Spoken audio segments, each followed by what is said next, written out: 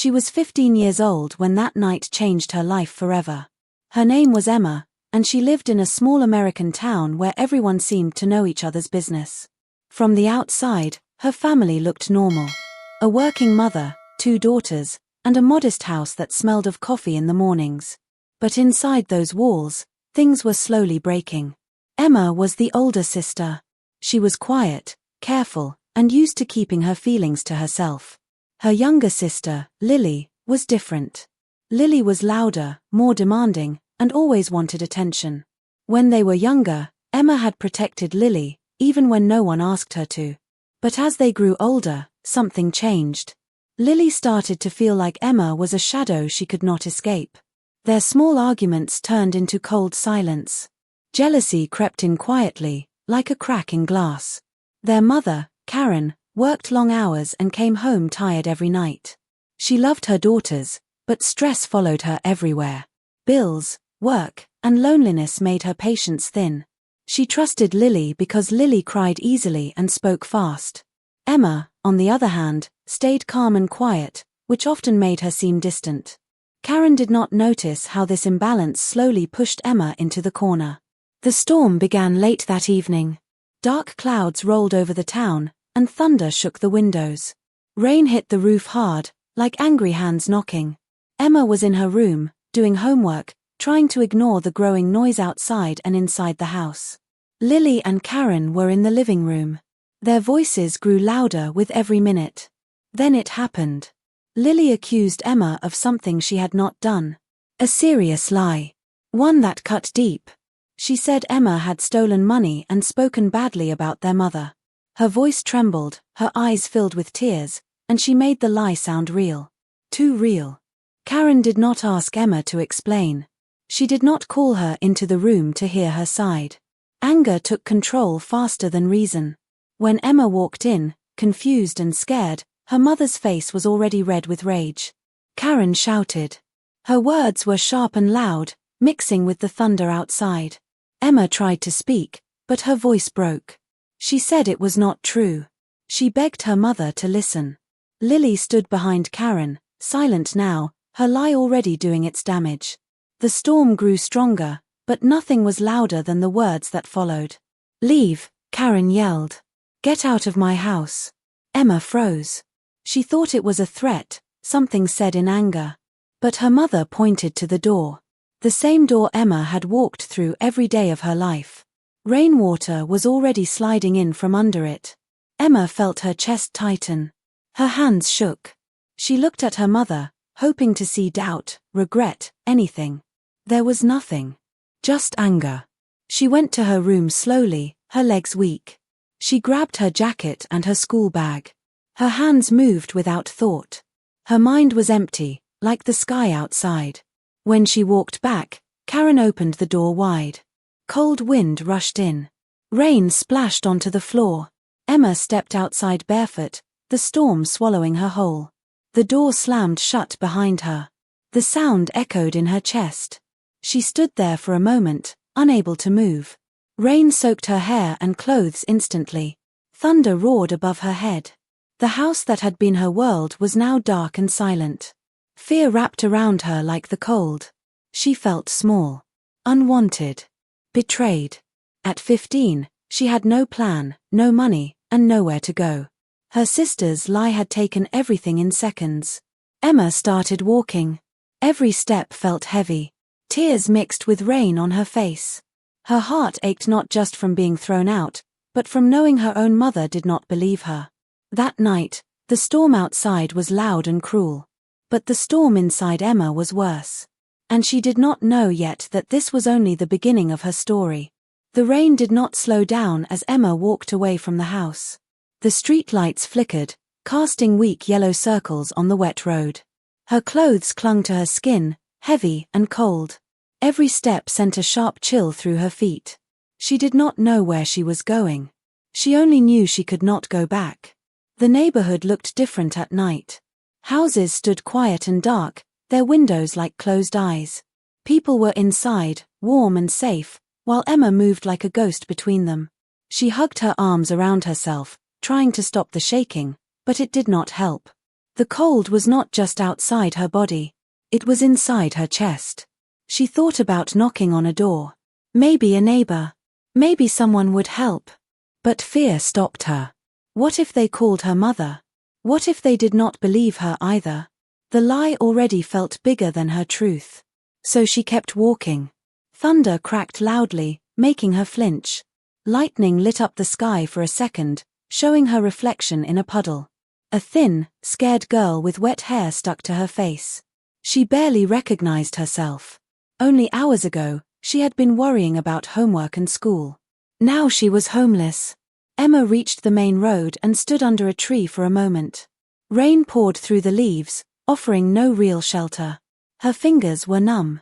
She pulled out her phone from her bag. The screen was wet, but it still worked. She scrolled through her contacts, her heart beating faster with every name.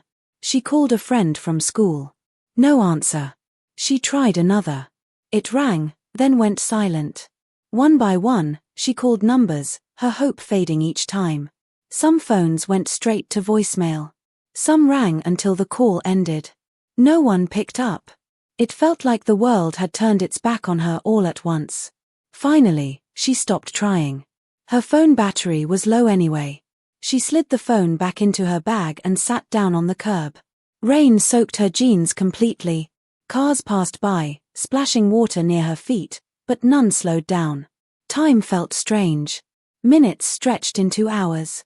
Emma's thoughts became heavy and slow. She replayed the moment her mother yelled at her. The look on Lily's face. The door slamming shut. Each memory hurt like a fresh wound. She wondered if her mother would calm down and come looking for her. Maybe open the door and call her name. Maybe realize the mistake. Emma waited for that thought to bring comfort, but it didn't. Deep inside, she felt something break. A quiet understanding that she was truly alone tonight. Eventually, she stood up again. Sitting still made the cold worse. She walked until she reached a small diner at the edge of town. It was closed, dark inside, but the roof above the entrance blocked some of the rain. Emma stepped under it and leaned against the wall. Her teeth chattered. Her stomach growled softly. She could not remember the last time she had eaten. Exhaustion pressed down on her shoulders. She slid down the wall and sat on the ground, pulling her knees to her chest. Tears finally came. Not loud crying, just silent tears slipping down her face. She covered her mouth with her sleeve so no one would hear her. She cried for her home, for her childhood, for the mother who did not listen, and for the sister who chose to lie. Fear crept in as the night grew deeper. Every sound made her tense. Footsteps in the distance. A car door closing.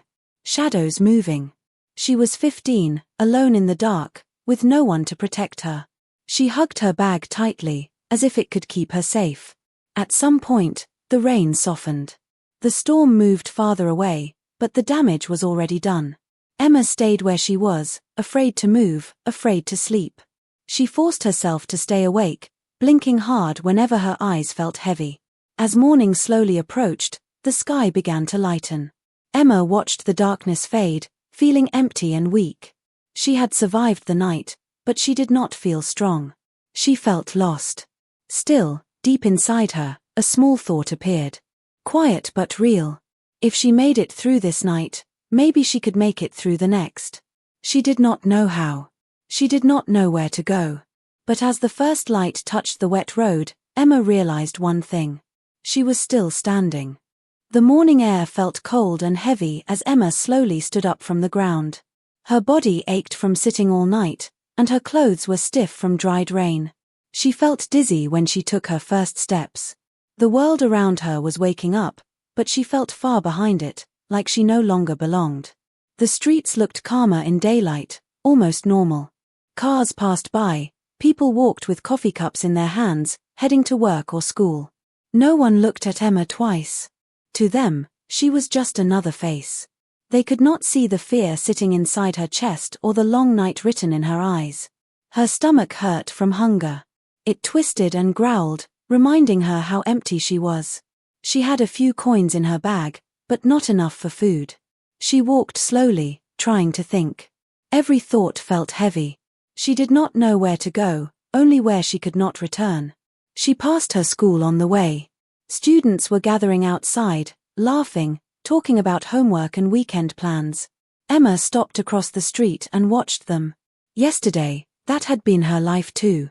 She imagined walking through those doors like nothing had happened. But her clothes were dirty, her hair tangled, and her heart broken. She turned away before anyone could recognize her. The hours passed slowly. The sun climbed higher, but it did not bring warmth to her. Her feet hurt, and her head felt light. She sat on a park bench and rested her bag beside her. The bench was cold and hard, but it was better than standing. Memories came back without warning. Her room at home. The sound of her mother cooking dinner. Lily laughing in the hallway. It felt unfair how fast everything had disappeared. One lie. One storm. One door slammed shut. Emma pressed her fingers into her palms, trying to stop the pain from spreading. She thought about her mother again. Maybe Karen would regret it. Maybe she would search for her. Emma looked around, half expecting to see her mother's car. Every time a similar car passed, her heart jumped. But it was never her. Hope slowly faded, replaced by something quieter and heavier. By afternoon, her body felt weak. She had not slept, not eaten, not rested. She leaned against a bus stop and closed her eyes for a moment. Sounds blurred together. She almost lost her balance when she stood again. Fear rushed in. She realized how fragile she was. How dangerous this situation could become if she did not find help. She walked into a small grocery store, her heart pounding. The warmth inside made her feel dizzy. She stood near the entrance, pretending to look at a shelf. The smell of bread made her stomach hurt even more. She did not steal. She did not ask. She left quickly, shame burning her cheeks. Outside, she sat on the curb and buried her face in her hands. Tears returned, heavier this time. She cried for the girl she used to be. She cried because she was scared of what might happen next. She cried because she felt forgotten. The day slowly moved toward evening. Shadows grew longer. Emma knew she could not face another night like the last one. Fear tightened around her again. She needed a place. Any place. Even for a few hours. As she walked, she noticed a building she had passed before but never paid attention to. It was old, with a simple sign near the door. She could not read all the words clearly, but she saw one that made her stop. Youth. Her heart beat faster. She stood across the street, staring at the building. People went in and out quietly. It looked safe. Warm. But doubt held her back. What if they asked questions she could not answer? What if they sent her home? She stayed there for a long time, fighting with herself. The sky was turning orange and grey. Another night was coming. Finally, exhaustion won. Fear stepped aside. Emma crossed the street and stood in front of the door. Her hand shook as she reached for the handle. She paused, taking a deep breath. She did not know what would happen next. She only knew she could not keep surviving alone. With one slow movement, she opened the door. Inside, the air felt different. Calmer. Warmer. Emma stepped in, carrying her fear, her pain, and her broken trust with her. She did not know it yet, but this step would change everything. The inside of the building was quiet and warm. The door closed softly behind Emma, and for a moment she just stood there, unsure of what to do. The smell of clean floors and warm soup filled the air. Her hands were still shaking, and she held her bag tightly against her chest, like it was the only thing she owned in the world. A woman behind a desk looked up and noticed her. She had kind eyes and light brown hair pulled back in a simple way. She did not rush Emma or raise her voice. She only smiled gently. "Are you okay?" the woman asked. Emma tried to answer, but no words came out at first. Her throat felt tight. She shook her head slightly, her eyes filling with tears. The woman stood up and walked around the desk slowly, careful not to scare her. "My name is Claire," she said softly. "You're safe here." Those words broke something inside Emma. Safe. She had not felt safe since the storm began. Her knees felt weak, and Claire guided her to a chair. Emma sat down, her body finally giving in to the exhaustion she had been holding back. Claire handed her a cup of water. Emma drank it slowly, her hands trembling. The warmth moved through her, and for the first time in a long while, she felt human again. Claire did not push her to talk. She waited. When Emma finally spoke, her voice was quiet and uneven. She said her name, her age. She said she had nowhere to go. She did not explain everything, not yet. But she did not have to. Claire listened carefully, nodding, her face full of concern but not judgment. "You did the right thing by coming here," Claire said. "We help girls your age." Emma looked down at her hands. She felt embarrassed. Ashamed. She had never imagined she would need help like this. But Claire's calm voice made it easier to breathe. Claire brought her a bowl of soup and a piece of bread. Emma hesitated at first, then ate slowly. Each bite felt like comfort. Her stomach hurt less, and her head felt clearer. She did not realize how hungry she had been until that moment. After eating, Claire showed her a small room with a bed. It was simple, but clean. There was a blanket folded neatly and a pillow waiting. Emma stared at it, her eyes filling again. She had not slept properly since the night before. "You can rest here," Claire said. "No one will bother you."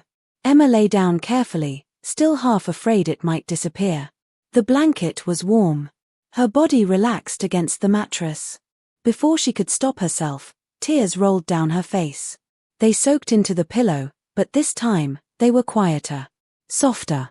She slept. When Emma woke up, the room was dim but peaceful. For a moment, she forgot where she was.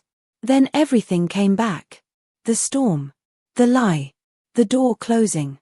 Her chest tightened again, but she was not alone this time. Later, Claire sat with her in a common room. Other girls were there too. Some were talking quietly. Some stared into space, lost in their own thoughts. Emma realized she was not the only one with a broken story. It made her feel less strange, less alone. Claire asked gentle questions. Where was her family? What happened? Emma told the truth slowly, piece by piece. She spoke about Lily's lie. About her mother yelling. About being sent into the storm. Her voice shook, but she did not stop. When she finished, Claire reached out and placed a hand near hers, not touching unless Emma wanted it.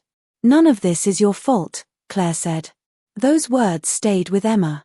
She had blamed herself since the night before. Maybe if she had spoken louder. Maybe if she had been different. But hearing someone say it was not her fault felt like a small light in the dark. That evening, Emma took a shower and changed into clean clothes they gave her. She looked at herself in the mirror afterward.